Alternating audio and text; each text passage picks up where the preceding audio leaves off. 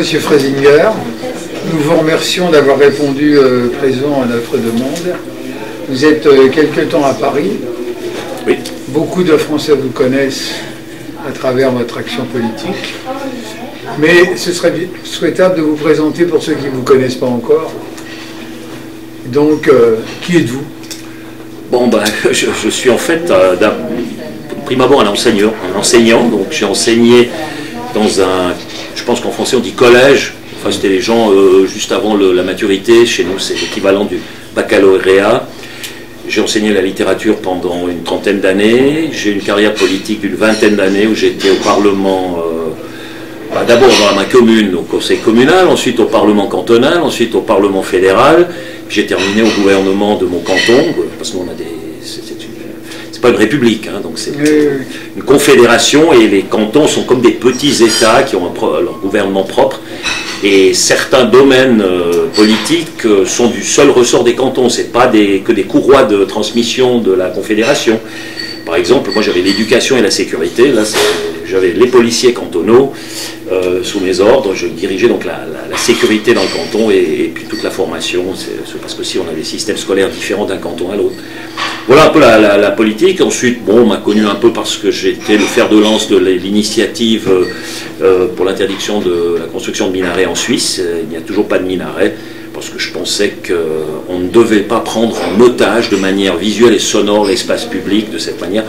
Ça ne veut rien dire sur la pratique, donc les musulmans ils ont toujours leur mosquée, ils pratiquent leur religion, mais il n'y a pas de cette prise en otage outrancière que l'on trouve dans d'autres pays. Ça, on a pu éviter en Suisse. Et puis c'est la première fois qu'un pays européen, est dit à l'islam politique, à l'islam militant, halte. Jusque-là, pas plus loin.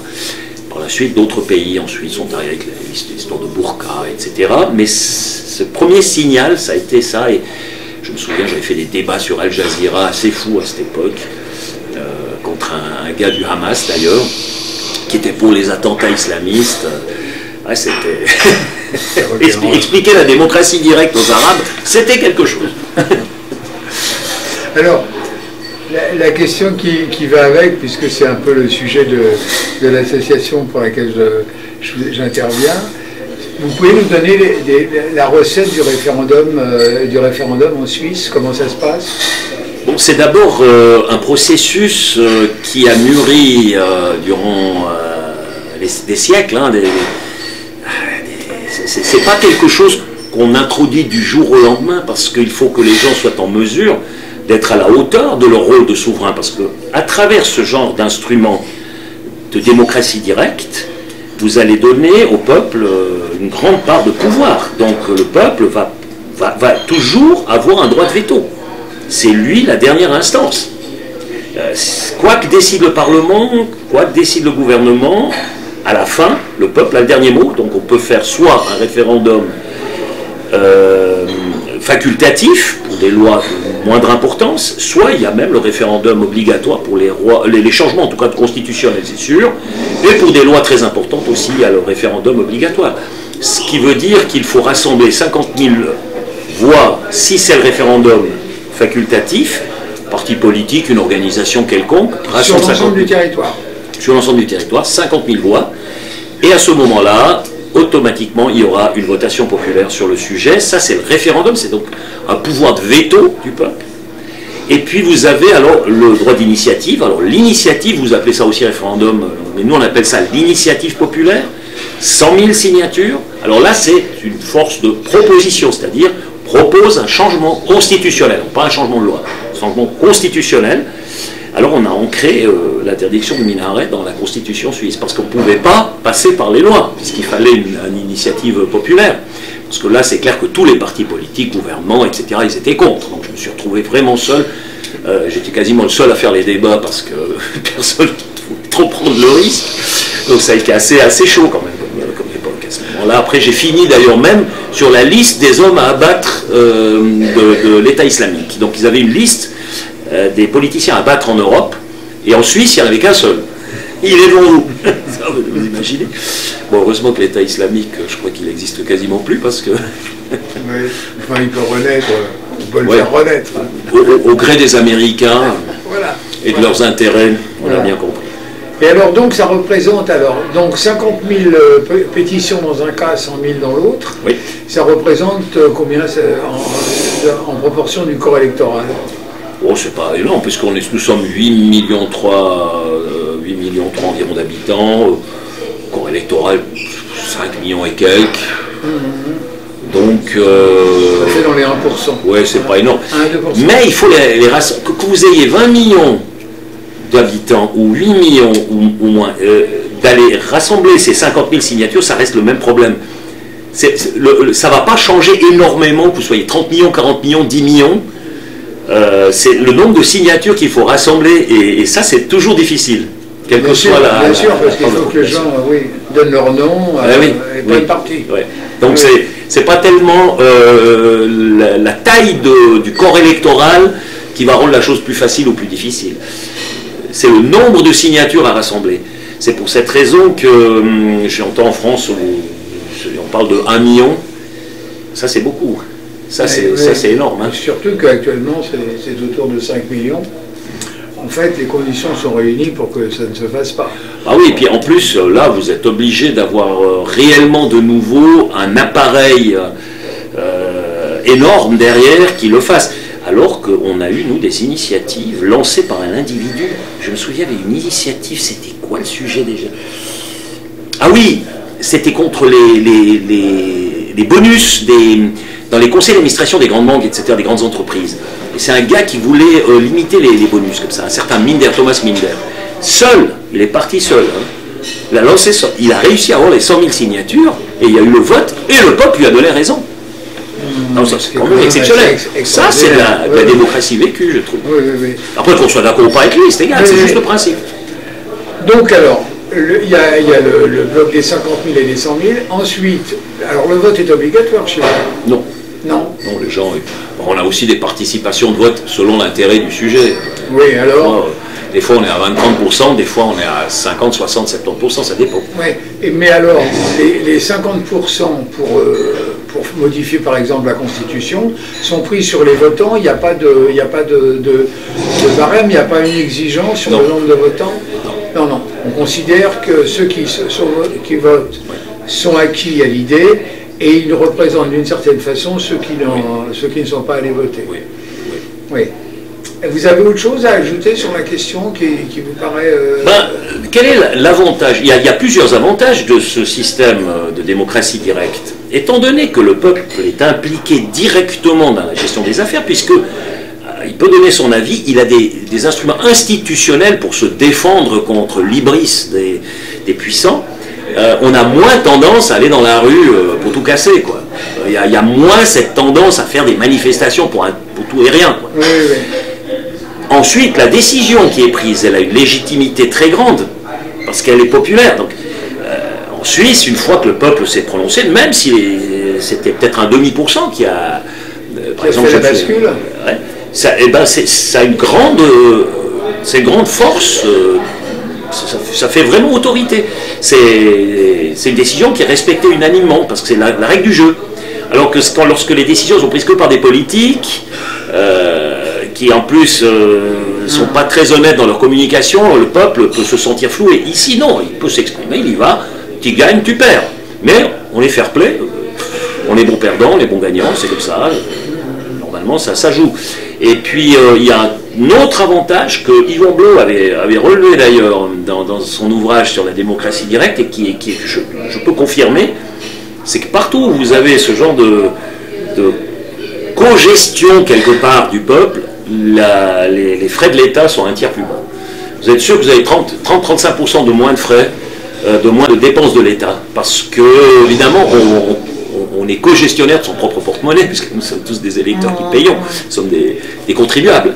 Et donc ça, c'est un des avantages indéniables aussi de ce système, c'est que vous n'avez pas ce système de surendettement tel que la France le connaît actuellement, qui est assez inquiétant, les Américains aussi. Oui, puisque nous sommes arrivés quand même à 3200 milliards de dettes, ce qui représente...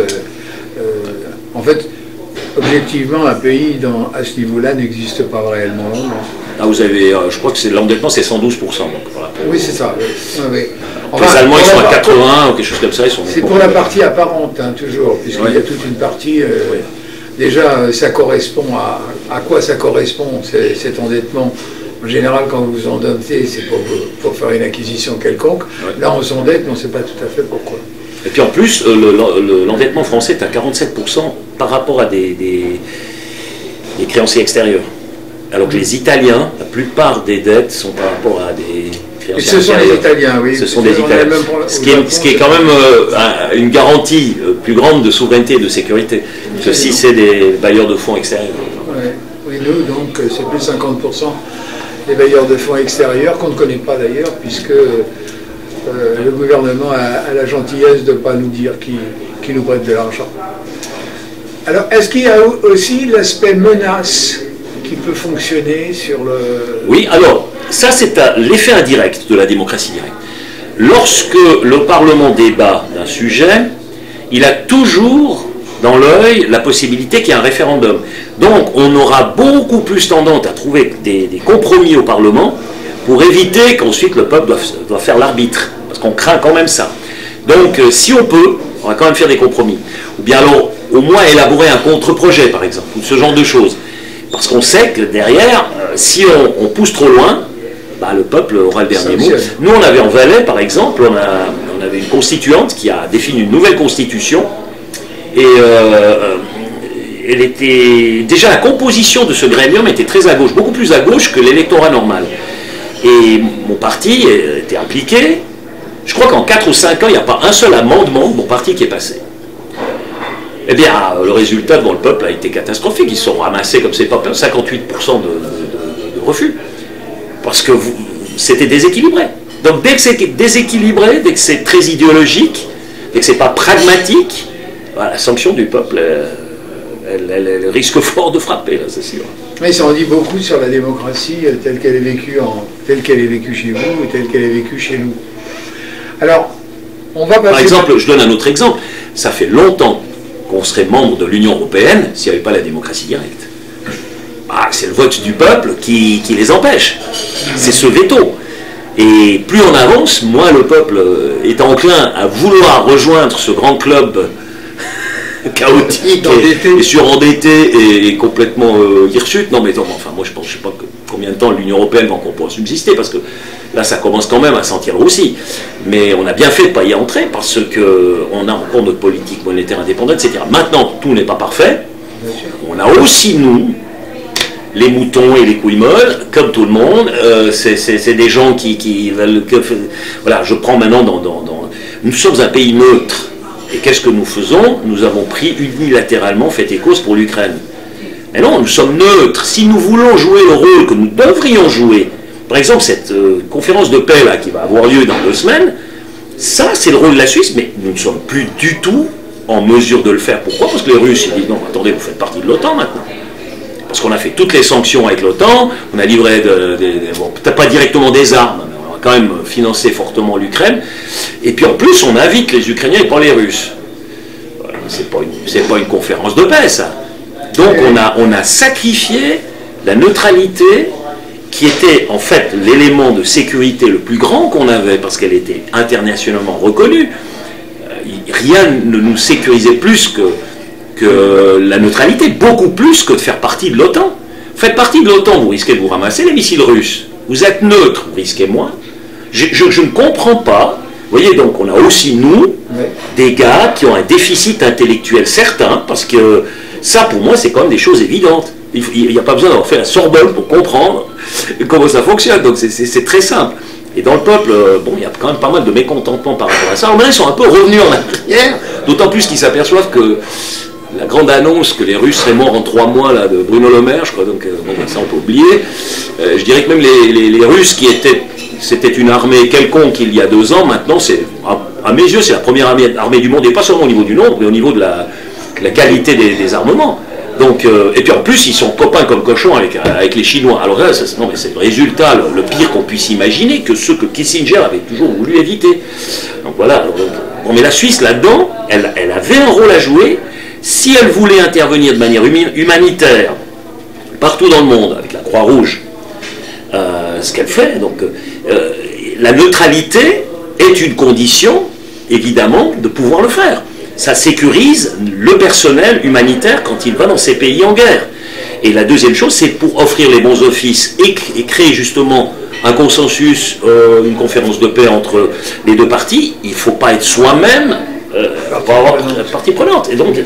Et ça, on l'a sacrifié, je le regrette vivement. Donc juste pour vous dire, je ne voudrais pas peindre ici une image trop positive non plus de la Suisse, on a aussi nos problèmes, on a aussi chez nous des gens qui arrivent à des postes de dirigeants, on se demande comment, parce que franchement, la compétence, elle est flagrante, mais c'est comme ça. Et ça, c'est un monde relatif, il faut voir avec, quoi. Il n'y a pas que des Einstein dans ce monde. Alors, ces démocraties, l'Amérique aussi, c'est un problème. Hein. Et en France aussi, il y a un tel nombre de lobbies et tel argent qui est impliqué, et il y a une volonté, en tous les cas, de ce grand capital mondialisé, de discréditer les États-nations. Donc il faut qu'on mette des polichinelles au gouvernement, qu'on paye, il faut qu'ils se discréditent eux-mêmes, parce qu'ensuite on va nous inventer une sorte de gestion planétaire par des technocrates. C'est un peu l'idée, si on lit Klaus Schwab, on arrive à ça. Et moi j'y crois pas un instant, parce que là c'est le Gestell de Heidegger, donc vous déshumanisez automatiquement. Si vous voulez rendre le monde parfait, vous allez forcément le déshumaniser. Vous ne pouvez pas faire autrement. C'est pas possible, c'est l'obligation. Alors la démocratie française, elle est prise en otage depuis des décennies. Donc je veux dire, bon d'abord, il y a un problème, c'est que De Gaulle, lui, il a fait une constitution de la Ve République pour un géant. Bon, alors c'est comme les poupées russes, c'est qu'à chaque président, vous avez la poupée qui... Et maintenant, on s'est dit, flambé, alors là, c'est la dernière des poupées possibles. Non, il y a encore Macron derrière. Et puis, attendez, c'est pas fini. On peut encore trouver plus petit. Donc, c'est ça le problème, c'est qu'il y a un ratissage, mais incroyable, de l'autorité politique. Et la Constitution n'a pas prévu ça. Eux, ils ont cru, lui a cru que tout le monde ça allait être une dynastie de géants qui allait suivre. Ah non. Ça revient à ce que vous disiez auparavant. C'est que vous aviez un géant qui s'empêche, et ceux-là qui s'empêchent de moins en moins. Alors, c'est incroyable. Hein, qui c'est qui disait les cons se permettent tout, c'est à ça qu'on les reconnaît. Donc, voilà, voilà. Mais c'est vraiment ça. Donc, et le système, en plus, il est cloisonné. Et quand nous, depuis la Suisse, alors je vais vous dire ce qui choque le plus, le Suisse, que je suis, c'est le 49.3, c'est ça? Oui. Alors ça, alors pour nous, ça dépasse l'entendement. Le 49.3. Donc le Parlement peut décider ce qu'il veut, c'est le gouvernement qui dirige par décret. Alors ça, nous n'avons aucune compréhension pour ce genre de mécanisme. C'était prévu en code blocage. Ouais.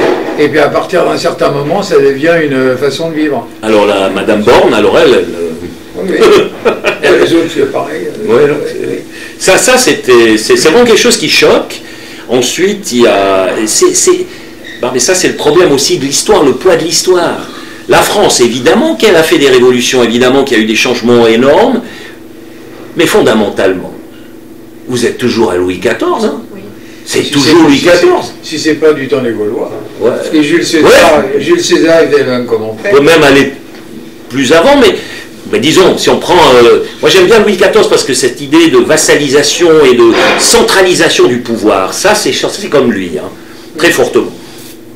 Ensuite, Robespierre, la Révolution, ils en auraient fait d'autres, hein, au fond. C'était de nouveau la même chose. Ils ont même détruit les régions, ils ont trouvé des noms pour les départements, ils ont centralisé de nouveau. Et puis avec ce pouvoir présidentiel très fort que vous avez en France, vous retrouvez un schéma qui est quand même un peu identique. Alors que nous, en Suisse, on n'a pas ça. Nous, on a 7 nains. Et plus ils sont nains, mieux le système fonctionne. Ça, c'est l'intelligence du peuple qui a inventé le coucou suisse. Donc, c'est une mécanique parfaite, où il y a tous les petits rouages qui sont importants, mais il n'y a personne qui prend en otage le système. Vous n'avez pas de concentration de pouvoir sur un individu ou des choses comme ça. Donc, le système suisse est auto-réparateur. Il fonctionne comme une horloge, comme ça, le coucou suisse, ça fonctionne bien. Et puis, finalement, que le type il soit génial ou pas, on s'en fout, parce qu'il y a plein de régulateurs, des check and balance, etc., qui fonctionnent. Ça, c'est la force du système suisse. J'ai écrit un essai là-dessus, d'ailleurs, qui s'appelle « Le remède suisse ». Et c'est un remède que je conseille à tous les pays du monde. Je ne sais pas si c'est exportable, mais en tout cas, chez nous, ça fonctionne. C'est pas mal. Et je vous dis, on s'en fout que le type il soit bon ou pas bon au gouvernement. Hein. Parce que de toute manière, c'est collectif. Ouais. Et de toute manière, il y a tout petit peu de régulateur. Et puis de toute manière, il y a le peuple à la fin. Et si l'autre en haut, il est vraiment trop con, il dit, hey, et puis il lui renvoie sa copie. Donc, il y a des garde-fous énormes. Personne ne transgresse la règle. Exactement. Ouais. Alors que chez nous, c'est une habitude. Ah ouais, non, mais là, c'est... Eh ben...